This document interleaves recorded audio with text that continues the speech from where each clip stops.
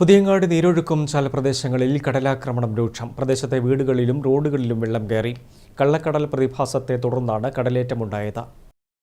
പുതിയങ്ങാടി നീരൊഴുക്കുംചാൽ ഭാഗത്താണ് കള്ളക്കടൽ പ്രതിഭാസത്തെ തുടർന്ന് കടലാക്രമണം രൂക്ഷമായത്.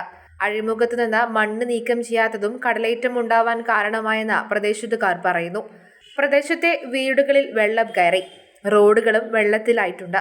അഴിമുറിക്കാത്തതിനാൽ തന്നെ തോടുകളിൽ വെള്ളം കയറി കൃഷിസ്ഥലത്തും നാശനഷ്ടം സംഭവിച്ചിട്ടുണ്ട്. കടലേറ്റം രൂക്ഷമായതോടെ പ്രദേശത്തുകാരും ഏറെ ഭീതിയിലാണ്. കള്ളക്കടൽ പ്രതിഭാസമാണെന്ന് ഇവിടുത്തെ മത്സ്യത്തൊഴിലാളികൾ പറയുന്നത്.